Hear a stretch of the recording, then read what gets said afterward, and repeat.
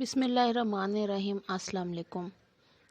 Novel ستارہ شام، writer Amna ریاض۔ Novel شروع کرتے ہیں۔ وہ شہزادہ تمہارا بھائی اور میں تمہاری سہیلی، جب بھی اس کی شادی کا خیال آئے تو میرا نام ضرور ذہن میں رکھنا۔ اس نے شرمانے کی حد کر دی تھی۔ عبیرہ نے کہہ کر لگایا، اپنے مخصوص انداز میں ہاتھ پر تالی بجا کے۔ لو جی، ایک نمونہ تو فوراً تیار ہے۔ تنوی کا جھنجھلاہٹ کے مارے برا حال تھا۔ تم لوگ بالکل پاگل ہو۔ شبی بھائی میرا مطلب ہے وہ صرف میرے بھائی نہیں ہیں، اس نے تیزی سے کہا۔ کیا مطلب؟ نمرا نے حیرانی سے پوچھا۔ پوری کالونی کی لڑکیوں کے بھائی ہیں؟ اوہو، تنوی کے جھنجھلاہٹ میں اضافہ ہوا۔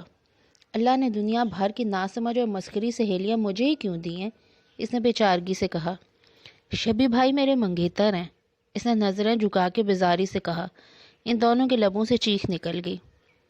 قریب سے گزرتی لڑکیاں حیران ہو کر انہیں دیکھنے لگی۔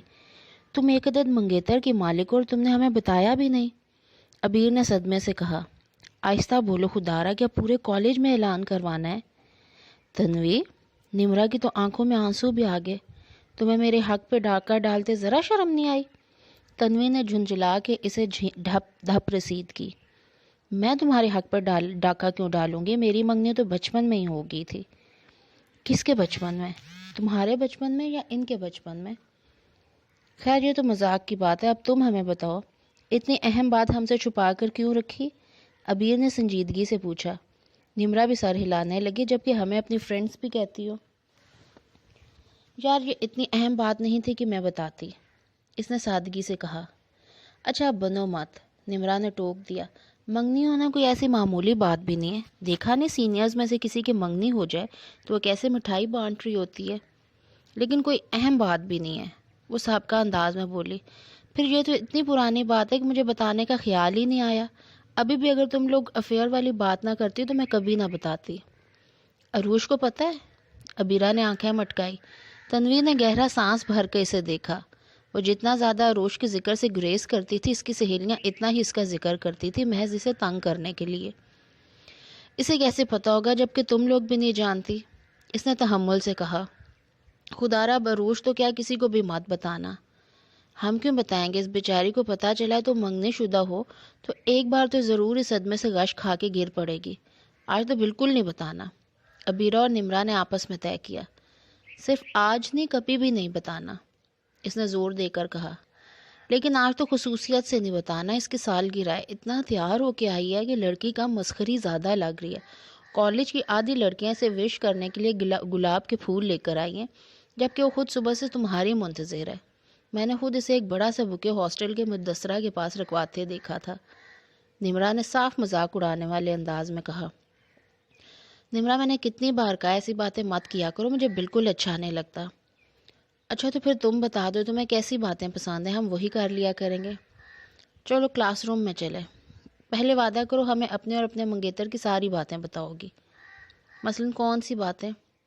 ارے میڈم فرا کلاس روم کی طرف جا رہی ہے، میں جا کر سیٹیں رکھتی ہوں، تم جلدی سے آ جاؤ، مگر نیکسٹ پیریڈ میں سب بتانا پڑے گا۔ ایسے ایک بات ہے تنوی، تم دونوں ساتھ ساتھ بہت اچھے لگ رہے تھے، تمہارا منگیتر سچ مچ بہت پیارا ہے۔ عبیرہ اور نمرا تیز قدم اٹھاتی کلاس روم کی طرف چلی گئی۔ پیارے تو خیر پہاڑ بھی ہوتے ہیں، مگر ان کے ساتھ زندگی تو نہیں گزاری جا سکتی نا۔ بوجھل دل کے ساتھ اس نے کلاس روم کے بجائے سپورٹس گراؤنڈ کی طرف موڑ لیے تھے۔ پھر میری ایک بات سن لیں سب لوگ، مسز آفتاب نے چائے کے مگ پر چمچہ بجا کر پہلے سب کو اپنی طرف متوجہ کیا، پھر مگ کو سر سے تھوڑا سا اوپر اٹھا کر اعلان کرنے والے انداز میں کہا۔ آپ تو پہلے اتنا بولتی ہیں مسز آفتاب کہ کسی کی اور کی بات سننے کی نوبت ہی نہیں آتی، اس پر سے ایسا اصرار۔ بیگم نواز کی بات پر ایک زبردست قہقہہ لگا اور ہنسنے والوں میں سب سے بلند آواز مسز آفتاب کی ہی تھی۔ لیکن جو بات میں اب کرنے جا رہی ہوں وہ بہت اہم ہے، دل خوش ہو جائے گا سن کر۔ اچھا تو پھر کہہ ڈالیے، سب ہی ہمہ گوش ہو گئیں۔ بات یہ ہے کہ اگلی بار جب بھی سوسائٹی کی میٹنگ رکھی جائے گی، سارا انتظام مسز دانیال کے ہاں ہوگا۔ ان کا انداز بڑا حتمی سا تھا۔ حیران تو سب ہی ہوئیں، خود ثروت بھی چونک کر انہیں دیکھنے لگی۔ کیوں بھئی، ابھی پچھلے مہینے تو ثروت نے اپنے ہاں انتظام کیا تھا، باجی نصرت نے سب سے پہلے سوال اٹھایا۔ اگلی میٹنگ بھی اگر نور بانو کے گھر رکھے گی تو میری طرف سے معذرت، میں اپنے معدے پہ اتنا ظلم نہیں کر سکتی۔ ثروت کے گھر جائیں گے تو یہ تو پتہ ہوگا کہ چائے اچھی پینے کو ملے گی۔ مسز آفتاب نے ہاتھ میں پکڑے مگ کے دیکھتے ہوئے اتنی بیچارگی سے کہا تھا کہ دبی دبی سی ہنسی سارے میں بکھر گئی۔ یہ تو بالکل ٹھیک بات کہی ہے، چائے تو خیر نور بانو نے بھی بری نہیں بنائی، مگر جو ذائقہ ثروت کے ہاتھ میں ہے وہ اس بلاک کی کسی عورت کے ہاتھ میں نہیں۔ باجی نصرت نے پوری سچائی سے کہا۔ بیگم نواز زور زور سے اس بات میں سر ہلانے لگی۔ ابھی پچھلے ہفتے کی بات ہے، عشاء کے بعد مسجد سے واپسی پہ نواز کو دانیال بھائی اپنی طرف لے گئے۔ واپس آ کر نواز مجھ سے کہنے لگے، کسی روز جا کے ثروت بھابھی سے چائے بنوا کر پیو، اپنے بنائے ہوئے جوشاندے اور چائے کا فرق سمجھ میں آ جائے گا۔ اس بات پر ایک اور کہکا بلند ہوا۔ تو بس پھر فائنل ہوا، اگلے مہینے کسی تاریخ کو ثروت کے گھر میٹنگ ہوگی۔ مسز آفتاب نے کہا، ساتھ ہی بولی، تم بھی تو کچھ کہو ثروت، تاکہ ہمیں یہ سوچ کے شرمندگی نہ ہو کہ ہم نے خود کو تمہارے گھر سیلف انوائٹ کیا ہے۔ ان کا انداز بڑا دلچسپ تھا۔ ثروت اپنے مخصوص انداز میں مسکراتی رہی۔ اس میں شرمندگی والی تو کوئی بات ہی نہیں ہے، اگلی میٹنگ میرے ہی گھر ہوگی، بلکہ آپ لوگوں کا جب بھی دل چاہے آپ لوگ بلا تکلف میرے گھر آ سکتی ہیں۔ انہوں نے خوش دلی سے کہا۔ بھئی صرف چائے کیوں، ثروت تو کھانا بھی بہت لذیذ بناتی ہے، شہلا بولی۔ لو بھئی، انہوں نے تو اب لنچ اور ڈنر کا بندوبست شروع کر دیا۔ باجی نصرت نے جملہ اچک لیا۔ سارے میں زندگی سے بھرپور ہنسی بکھر گئی۔ کیوں نہیں، آپ لوگ میری طرف لنچ کریں گے، مجھے بہت خوشی ہوگی۔ گالوں پر پڑے ڈمپل اور بے تحاشا چمکدار آنکھیں اس وقت وہ اتنی دلکش لگی کہ نصرت باجی دیکھتی ہی رہ گئی۔ ایک بات سچ سچ بتانا ثروت، دانیال بھائی تمہاری اسی مسکراہٹ پر فدا ہوئے تھے یا نہیں؟ دانیال ان کے سگے خالہ زاد تھے اور یہ بات اس ٹولی کے ہر ممبر کو معلوم تھی۔ صرف مسکراہٹ کیوں، دانیال بھائی پوری کی پوری ثروت پر فدا ہوئے ہوں گے، مسز آفتاب نے کہا۔ میں نے اس کی شادی کی ابتدائی دنوں کی تصویریں دیکھی ہیں، یقین مانیے شادی کے اتنے سال بعد بھی سے کوئی خاص فرق نہیں پڑا، ویسی کہ ویسی ہے۔ انہوں نے رشک سے ثروت کو دیکھا۔ اب اتنی بھی غلط بیانی نہ کریں مسز آفتاب، ثروت نے بری طرح جھیمتے ہوئے کہا۔ اچھی خاصی موٹی ہو چکی میں، بلکہ دانیال نے تو شادی کے شروع میں ہی کہنا شروع کر دیا تھا کہ زیادہ سے زیادہ واک کیا کرو، مگر اتنے سالوں کے واک کا نتیجہ بھی آپ کے سامنے ہے۔ اچھا، حیرانی ہے، دانیال بھائی ایسا کہتے رہے ہیں؟ بیگم نواز نے کہا۔ دراصل مرد بہت ناشکرے ہوتے ہیں، چاہتے ہیں اپنے اندر کی کوئی خصوصیت ہو یا نہیں، بیوی ہر لحاظ سے پرفیکٹ نظر آئے۔ نہیں بھئی، دانیال تو بہت صابر انسان ہے، شروع میں مجھے واک کے لیے کہتے تھے، اب کہتے ہیں کیا ضرورت ہے خود کو تھکانے کی، تم ایسی ہی اچھی لگتی ہو۔ ثروت نے جلدی سے کہا۔ واقعی ایسا کہتے ہیں؟ بڑی اچھی بات ہے، ماشاءاللہ تم لوگوں کا کپل جوں بھی پرفیکٹ لگتا ہے۔ باجی نصرت نے صدقے دل سے تعریف کی تھی، سب ہی نے ہاں میں ہاں ملائی۔ فاطمہ، آپ اپنے بیٹے کے لیے لڑکی ڈھونڈ رہی تھی نا، کہاں تک پہنچی یہ مہم؟ ثروت نے موضوع بدل دیا۔ فائزہ کو اپنا دکھ سنانے کا موقع مل گیا۔ وہیں کے وہیں ہیں، لوگ کہتے ہیں اچھے لڑکے نہیں ملتے، ہمیں اچھی لڑکی کی تلاش میں جوتیاں گھسانا پڑ رہی ہیں۔ ارے مجھے یاد آیا، نور بانو کچن سے نکلی تھی۔ مسز دانیال، جس وقت میں مارکیٹ سے آ رہی تھی آپ کے گھر کے باہر ٹیکسی رکی دیکھی تھی میں نے، شاید کوئی مہمان ہے، بڑی پیاری سی لڑکی تھی، میں بتانا ہی بھول گئی۔ مہمان تو نہیں، کرایہ داروں نے آنا تھا آج، لیکن ممکن ہے وہی ہوں۔ اچھا میں چلتی ہوں، شازیہ کو کہہ کر بھی آئی تھی اگر کرایہ دار پہنچ جائیں تو فون کر دے۔ ثروت کھڑے ہوتے ہوئے بولی۔ ارے ثروت، تم اپنا بنگلہ کرائے پہ چڑھا رہی ہو؟ پورا بنگلہ نہیں نصرت باجی، صرف انیکسی۔ اللہ خیر، آپ کو کیا ضرورت پڑ گئی کرایہ وصول کرنے کی؟ دانیال بھائی کی ملازمت تو ٹھیک جا رہی ہے نا؟ نور بانو نے فکر مندی ظاہر کرتے ہوئے کہا۔ سب ایک دوسرے کی شکل دیکھتی رہ گئی۔ ہر گروپ، ہر کمپنی میں ایک نہ ایک ممبر ایسا ضرور ہوتا ہے جس کی بات طنز کیے بغیر مکمل نہیں ہوتی۔ جی ہاں، اللہ کا دانیال کو تو خود بھی کرایہ دار رکھنے کا شوق نہیں، لیکن ان کے بڑے قریبی دوست ہیں توقیر صاحب، انہی کے ریفرنس سے کوئی فیملی آ رہی ہے ہماری انیکسی میں۔ آئرلینڈ سے آ رہے ہیں یہ لوگ، چند مہینوں کے لیے گھر چاہیے تھا، بلکہ شاید صرف خواتین ہی ہیں، تو توقیر بھائی کہہ رہے تھے کہ کوئی قابل اعتماد لوگ ہونا چاہیے۔ دانیال تو کرایہ لینے پر راضی نہیں تھے، مگر وہ لوگ راضی نہیں ہوئے، ناچار ہمیں ہی ماننا پڑا۔ ثروت نے محض نور بانو کی تشفی کے لیے اتنی لمبی بات کی، جتنی لمبی بات کی انہیں عادت ہی نہیں تھی، مگر نور بانو بھی اپنی عادت سے مجبور تھی۔ ہم سب جانتے ہیں والے انداز میں آنکھیں مٹکانا نہ بھولیں۔ اچھا میں چلوں، ثروت نے دل ہی دل میں جھنجھلاتے ہوئے کہا۔ کیا بھئی ثروت، اتنے دن کے بعد تو ملاقات ہو رہی ہے اور تم اس قدر جلدی جا رہی ہو؟ ابھی تو کتنی ساری باتیں کرنا تھی، مسز آفتاب نے کہا۔ پھر کبھی مسز آفتاب، ابھی میرا جانا ضروری ہے۔ ولی اور ولید تو ابھی گھر آئے نہیں ہوں گے اور اینیا بھی آج اپنے پریکٹیکل کی وجہ سے لیٹ آنے کا کہہ رہی تھی۔ اچھا ثروت، انور بھاجی کہہ رہی ہیں تمہاری کرایہ دار بڑی پیاری لڑکی ہے، ذرا دیکھ بھال لینا، یاد ہے نا میں اپنے بیٹے کے لیے لڑکی ڈھونڈ رہی ہوں۔ ایک زبردست کہکا اس بات پر بلند ہوا تھا۔ ثروت بھی مسکراتے ہوئے باہر کی طرف چال دیں۔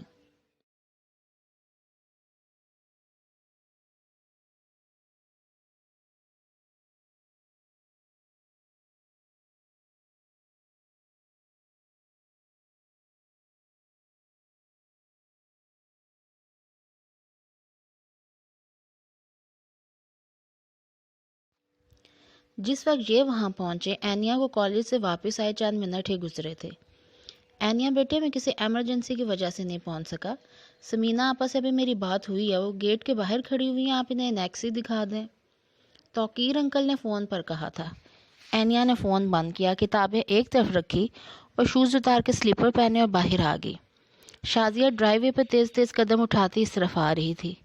باجی باہر دو عورتیں، تم جا کر کھانا گرم کرو، میں دیکھتی ہوں۔ گیٹ کے باہر وہ دونوں متضاد تاثرات کے ساتھ کھڑی تھی، سمینہ منتظر، ماوا بیزار۔ اس سے پہلے کہ سمینہ کچھ کہتی، اینیا نے کہا، میری ابھی توقیر انکل سے بات ہوئی ہے، مجھے پتا ہے آپ سمینہ آنٹی ہیں۔ اور یہ اس نے سوالیہ نظروں سے ماوا کی طرف دیکھا۔ یہ ماوا ہے، میری بیٹی۔ او پریٹی نیم، آئی ایم اینیا، یہ ہمارا گھر ہے، اس نے مسکرا کر کہا تھا۔ مالک مکان، نائس ٹو میٹ یو۔ ماوا نے خوش دلی سے ہاتھ بڑھایا جسے اینیا نے مسکرا کر تھام لیا۔ مالک مکان نہیں، مالک مکان کی بیٹی۔ آئیے آنٹی، میں آپ لوگوں کو آپ کا پورشن دکھا دیتی ہوں۔ اینیا نے چابی لگا کر انیکسی کا دروازہ کھولا، پھر ایک طرف ہو کر ان دونوں کو اندر آنے کا راستہ دیا۔ سامان یہی چھوڑ دیں، میں ملازم سے کہہ کر اندر رکھوا دیتی ہوں۔ ماوا کو سوٹ کیس اٹھاتا دیکھ کر اس نے کہا تھا۔ دروازے سے اندر داخل ہوتے ہی پہلی نظر پلازما ٹی وی پر پڑی، جس کی سکرین اتنی چمکدار تھی کہ گمان گزرا کہ ابھی ابھی پیکنگ کھولی گئی ہے۔ نرم نرم سا سبز اور گولڈن رنگ کا سینٹرل کارپٹ، دیواریں چمکدار، فرش صاف ستھرا۔ پہلی نظر میں سمینہ کے دل خوش ہو گیا۔ آئیے آنٹی، میں آپ کو باقی رومز بھی دکھاتی ہوں۔ ان کی دلچسپی بھانپ کر اینیا نے جلدی سے کہا۔ اس وقت سرور یہاں موجود ہوتی تو اس کا اس قدر ذمہ دارانہ رویہ دیکھ کر ضرور ہی غش کھا جاتی۔ یہ 2 بیڈ رومز ہیں، 2 اٹیچ باتھ، یہ لاؤنج، اس طرف کچن ہے اور کچن کے ساتھ چھوٹا سا گارڈن بھی ہے جو سینٹرل لان سے اٹیچ ہے۔ ممی نے صبح یہاں کی صفائی کروائی ہے۔ ہوپ یو لائک اٹ، اس نے مسکرا کر پوچھا تھا۔ گھر تو خیر بہت اچھا ہے، ہمیں 2-4 مہینے یہاں رہنے، اتنے عرصے کے لیے ایک سجا سجایا پورشن مل رہا ہے تو کیا برا ہے۔ گھوم پھر کر دیکھ لینے کے بعد ماوا نے کہا، ایسے میں یہ تو جانتی تھی پاکستان میں گھر بہت بڑے اور ویل ڈیکوریٹڈ ہوتے ہیں، مگر یہ نہیں پتا تھا کہ پاکستان کے لوگ اتنے خوبصورت ہوتے ہیں۔ اس نے اینیا کو دیکھتے ہوئے پوری صداقت سے کہا۔ اینیا ہنس دی۔ پتا تو خیر مجھے بھی نہیں تھا کہ آئرلینڈ سے آئے ہوئے لوگ اتنے گڈ لکنگ اور گریسفل ہوتے ہیں۔ اس کا انداز شریر سا تھا۔ ماوا سنجیدگی سے بولی، نہیں خیر سب تو نہیں ہوتے، کچھ کچھ ہوتے ہیں، جیسے کہ میں۔ پھر وہ خود ہی ہنسنے لگی۔ بہرحال اس جوابی تعریف کا شکریہ، میں تمہیں دیکھتے ہی سمجھ گئی تھی کہ ہمارے درمیان بڑی اچھی دوستی ہو سکتی ہے، بشرطے کہ تم مجھے آپا باجی بنانے کی غلطی نہ کرو۔ اینیا ہنستے ہنستے لوٹ پوٹ ہوگی۔ وائی ناٹ، لیکن میں آپ کو آپا کیوں بناؤں گی، آپ تو اتنی چھوٹی سی لگتی ہیں۔ اب اس بہانے میری عمر نہ پوچھنا، اس نے شرارت سے کہا۔ ٹھیک ہے نہیں پوچھوں گی۔ پھر اسے کچھ یاد آیا تو کہنے لگی، آپ لوگ فریش ہو لیں، میں کھانا بھجواتی ہوں۔ سمینہ منع کرنے کے لیے پر تول ہی رہی تھی کہ ماوا بول پڑی، صرف کھانا مت بھجوانا، کافی بھی بھجوا دینا یار۔ ماوا، سمینہ نے اسے بری طرح گھورا۔ اچھا بابا، صرف کھانا ہی بھجوا دو۔ ماوا، سمینہ کے دل چاہا اپنا ہی سر پیٹ لیں۔ اینیا نے ہنستے ہوئے ماں بیٹی کو دیکھا، پھر بولی، میں دونوں چیزیں بھجوا رہی ہوں۔ پھر اس نے واپس جا کے شازیہ کے ہاتھ کھانا اور کافی بھجوائی۔ ساتھ ہی یہ بھی کہلوا دیا کسی اور چیز کی ضرورت ہو تو بتا دیں۔ جس وقت شازیہ برتن لے کر واپس آئی، ثروت اس وقت گھر میں داخل ہوئی تھی۔ کرایہ داروں سے ملنے کا ارادہ پھر کسی وقت کے لیے ٹال کے وہ اپنے پورشن کی طرف بھاگ گئیں۔ دین محمد، او بھائی دین محمد! دین محمد نے ہاتھ روک کر دیکھا۔ چلچلاتی دھوپ میں کھیتوں کے بیچوں بیچ بچھی پگڈنڈی پر اس کا پڑوسی حنیف دوڑا چلا آ رہا تھا۔ اس کی آواز اتنی بلند تھی کہ 4 کوس دور تک سنائی دیتی ہوگی۔ کیا ہوا بھائی حنیف؟ اس نے کھڑے ہوتے ہوئے پیشانی کا پسینہ پونچھا۔ حنیف پیٹ پہ ہاتھ رکھے کسی قدر آگے کو جھکا بری طرح ہانپ رہا تھا۔ جلدی چلو دین محمد، اس نے بس اتنا کہا تھا۔ دین محمد کی چھٹی اس نے اسے خبردار کیا تھا۔ اس کا دل سوکھے پتے کی طرح کانپنے لگا۔ ہوا کیا ہے حنیف؟ اس نے سراسیمگی سے پوچھا۔ مجھے فی الحال صرف اتنا پتہ ہے کہ تمہاری بیوی کی حالت بہت خراب ہے۔ تھوڑی دیر پہلے میری بیوی نے دائی کو بلوایا ہے۔ دین محمد کے ہاتھ سے درانتی چھوٹ کے نیچے گری۔ اس نے اسی پگڈنڈی پر دوڑنا شروع کر دیا جس پر سے ابھی حنیف آیا تھا۔ شاید اتنی پھرتی سے وہ اپنی زندگی میں پہلی بار دوڑا تھا۔ اس کا دل مستقل لرز رہا تھا۔ اپنے گھر میں داخل ہوتے ہی اسے اپنی ماں دکھائی دی جس کا چہرہ سرخ ہو رہا تھا اور آنکھوں میں آنسو تھے۔ دین محمد کے پیروں نے اس کا ساتھ چھوڑ دیا۔ اپنی ماں کا بوڑھا چہرہ دیکھ کر اسے اپنے بدترین خدشے کے یقین میں ڈھل جانے کی خبر ملی تھی۔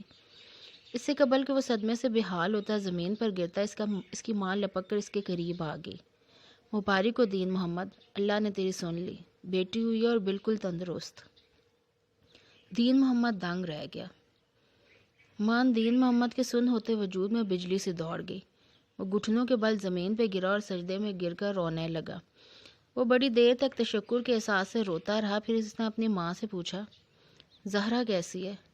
اس کی ماں نے تسلی بخش انداز میں سر ہلایا تو وہ بولا، میں شکرانے کے نفل پڑھنے کے لیے مسجد جانے سے پہلے اپنی بیٹی کو دیکھنا چاہتا ہوں۔ اس کی ماں سر ہلا کر اندر کمرے میں چلی گئی۔ چند منٹ بعد جب وہ باہر نکلی تو بچی اس کی گود میں تھی اور خوبصورت سی چادر میں لپٹی ہوئی تھی۔ دین محمد نے لپک کر لیکن احتیاط اور محبت سے اسے اپنے ہاتھوں میں لے لیا۔ ننھا سا وجود آنکھیں میچے کسمسا رہا تھا۔ دین محمد کی آنکھوں میں پھر سے پانی بھرنے لگا۔ اس کا دل خوشی کے عظیم جذبے سے سرشار ہو رہا تھا۔ اس نے بچی کو احتیاط سے سینے سے لگا لیا، پھر نم آنکھوں مگر مسکراتے لبوں کے ساتھ جھک کر اس کے نرم و نازک پیشانے کو چوم لیا۔ میری بچی، میری جگر کا ٹکڑا، میری جنت! بچی کسمسائی، اس کے منہ سے ہونٹ مسکرا رہے تھے۔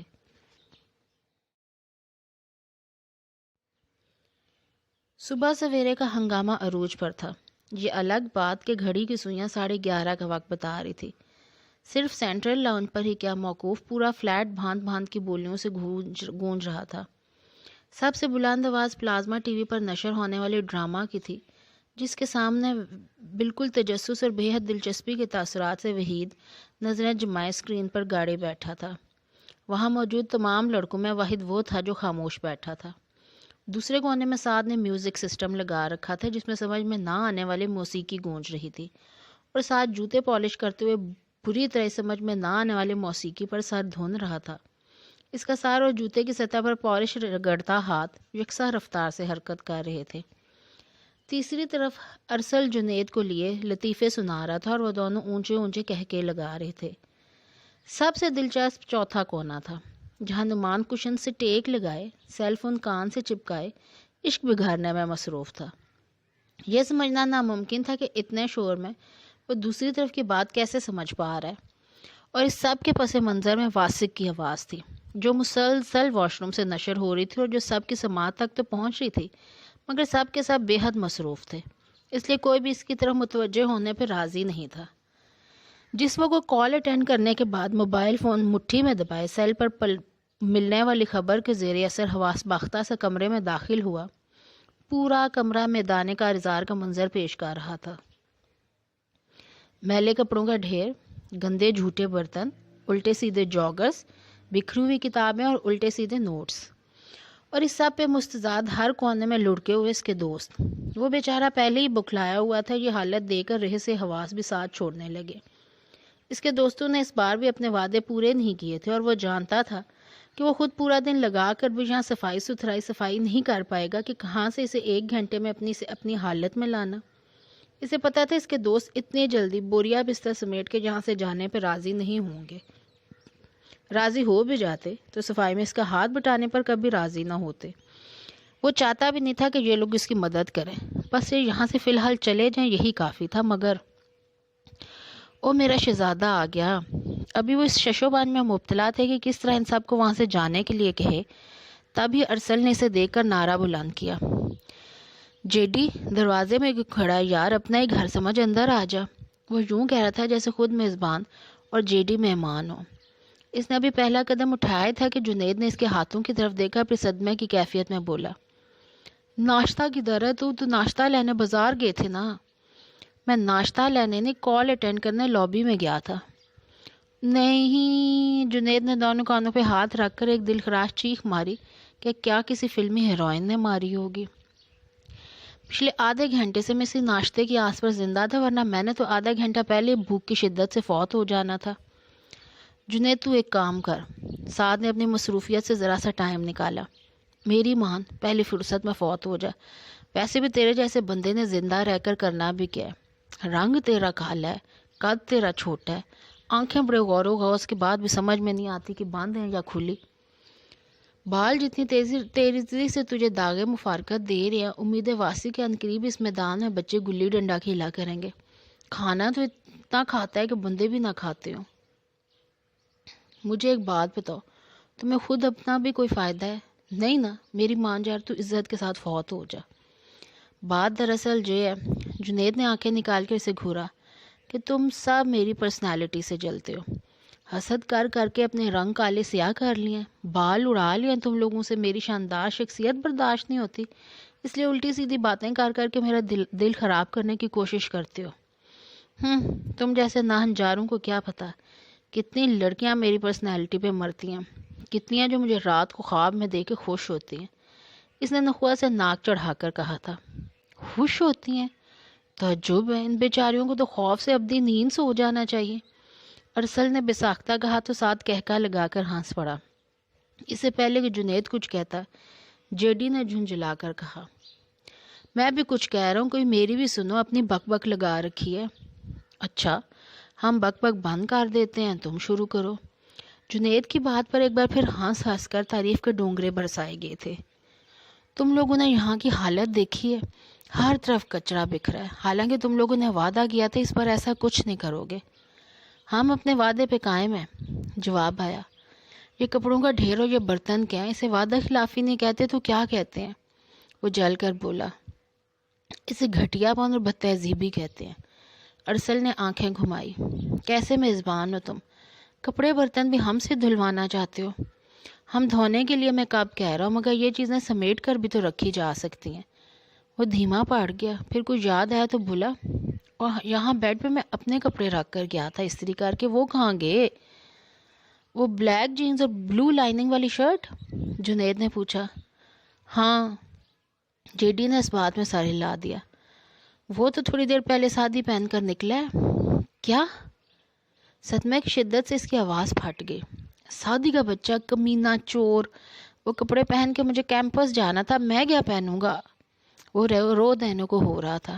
حد ہوگی یار جیڈی، تو رئیس بندہ ہے، شاہوں کے منہ سے ایسی کنجوسی اور تھردیلی کی باتیں اچھی نہیں لگتی، کوئی اور کپڑے پہن لو۔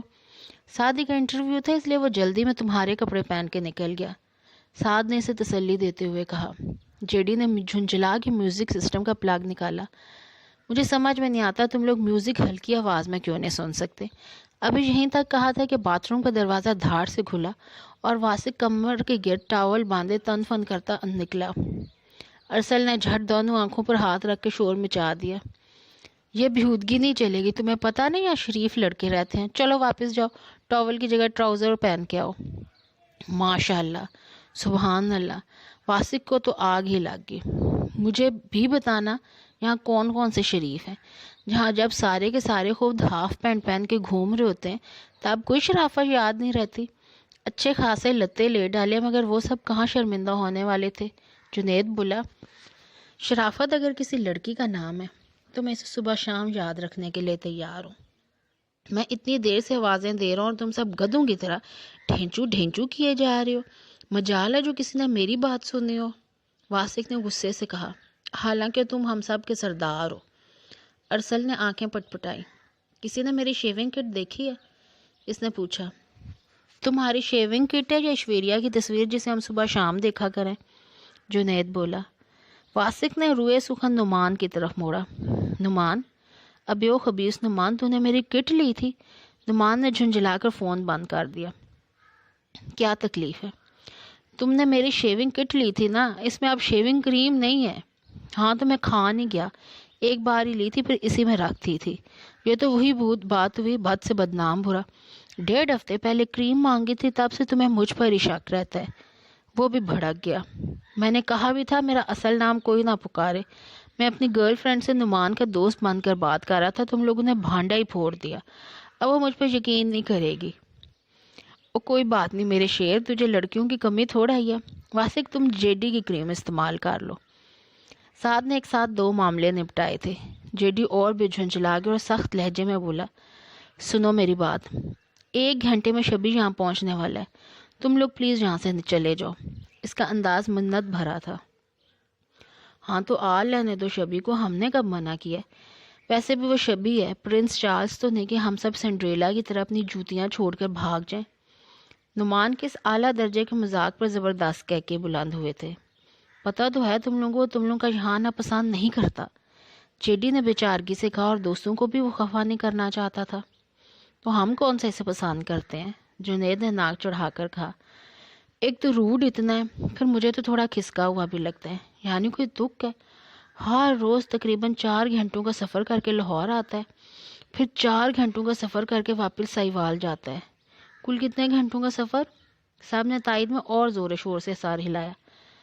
خیر اب اتنا سفر بھی نہیں ہے، ذاتی کنوینس میں تو جلدی کٹ جاتا ہے۔ میں نے بتایا تو تھا کہ وہ حویلی سے زیادہ دور رہنا پسند نہیں کرتا۔ JD نے جلدی سے اس کا دفاع کیا۔ عجیب منطق ہے، حویلی سے دور رہنا اسے پسند نہیں، یہاں پر بھی نہیں رکتا اور ہمیں بھی نہیں رہنے دیتا۔ سچ ہے JD، تیرا کزن تو کسی اینگل سے نہیں لگتا۔ بالکل، سعد نے ارسل کی ہاں میں ہاں ملائی۔ تو اتنا ملنسار، اتنا پیارا انسان ہے کہ اگلا خود بخود تمہاری طرف کھینچتا ہے۔ تمہیں پتہ ہے ہم ہر دوسرے دن ہاسٹل سے نکل کے تمہارے پاس کیوں آ جاتے ہیں؟ کیونکہ ہمیں پتہ ہوتا ہے صرف JD ہے جو کھلی باہوں سے ہمارا استقبال کرے گا، ماؤں کی طرح کھانے بنا بنا کر کھلائے گا، مگر ماتھے پہ بال نہیں آنے دے گا۔ سچ JD تو میرا جگر ہے۔ JD شرمندہ سا ہو گیا۔ مجھے تو خود بہت اچھا لگتا ہے کہ تم لوگ آؤ، مگر شبی؟ تبھی دھاڑ سے باہر کا دروازہ کھلا اور سعد ہی گرتا پھرتا اندر داخل ہوا۔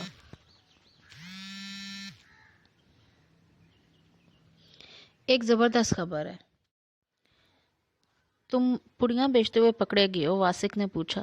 یہاں کسی بات کا سیدھا جواب دینا کفر سمجھا جاتا تھا۔ دفعہ دور، میں پڑیاں کیوں بیچوں گا جبکہ شکل سے تو یہ تمہارا آبائی پیشہ لگتا ہے، سعدی نے اطمینان سے کہا اور الماری کی طرف بھاگ گیا۔ دیکھا تم بھی دھوکہ کھا گئے، ہمارا آبائی پیشہ تو بچے اٹھانا ہے، واسق نے فخر سے کہا، پھر بولا، ڈھونڈ کیا رہے ہو؟ دوربین، جواب ملا۔ اس کا کیا کرو گے؟ تجسس سے پوچھا۔ 27 میں بڑی خوبصورت لڑکی آئی ہے، اسے دیکھوں گا۔ 27 والے انکل کی تو بڑی لڑکی بھی خاصی خوبصورت ہے۔ او ہو، ان کے گھر مہمان آئے ہیں، مہمان لڑکی خوبصورت ہے۔ اچھا، واسق نے کہا، جو کھڑکی تک پہلے پہنچے گا پہلا موقع اسے دیا جائے گا۔ واسق نے دوڑ لگا دی۔ خبردار، سعدی نے انگلی اٹھا کر تنبیہ کی، اس پر کوئی بری نظر نہیں ڈالے گا، میں نے اسے سب سے پہلے دیکھا اس لیے وہ تم سب کی بھابھی ہے۔ یہ اچھی دھاندلی ہے، وحید سب سے پہلے بولا۔ پارک میں جو فیروزی دوپٹے والی نظر آئی تھی، حالانکہ میں نے اسے سب سے پہلے دیکھا تھا، پھر بھی تم نے اسے ہماری بھابھی بنا دیا تھا۔ ہاں ہاں، 2 کی گنجائش تو پھر بھی باقی ہے میرے بھائی، سعدی نے کہکا لگایا۔ اس بار ہمیں موقع دو ورنہ ہم 3rd سیمسٹر والے احتجاج کریں گے۔ پرواہ کسے ہے؟ بالآخر دوربین مل گئے۔ سعدی نے سیٹ کی، پھر باری باری سب دیدار سے فیض یاب ہوئے۔ ماشاءاللہ، خدا نظر بد سے بچائے۔ یار پتہ کراؤ اس کی 2-4 بہنیں اور نہیں ہیں؟ جنید نے تو باقاعدہ تان لگائی۔ تم آگے، نور آ گیا۔ سعدی نے پلٹ کے JD کو دیکھا، وہ بیڈ پر بیٹھا ناپسندیدگی سے انہیں دیکھ رہا تھا۔ وہاں کیوں بیٹھے ہو؟ تمہیں اپنی بھابھی دیکھنے میں کوئی دلچسپی نہیں؟ تم نے میرے کپڑے کیوں پہنے؟ میں نے اپنے کپڑے پہنے ہیں۔ جھوٹے، یہ کپڑے میرے ہیں، وہ چلایا۔ میں تمہیں بھی اپنا ہی سمجھتا ہوں۔ اب میں کیا پہنوں؟ یہ بھوکے ننگے بن کے سوال نہ کرو، الماری بھری پڑی ہے، کوئی بھی جوڑا پہن لو۔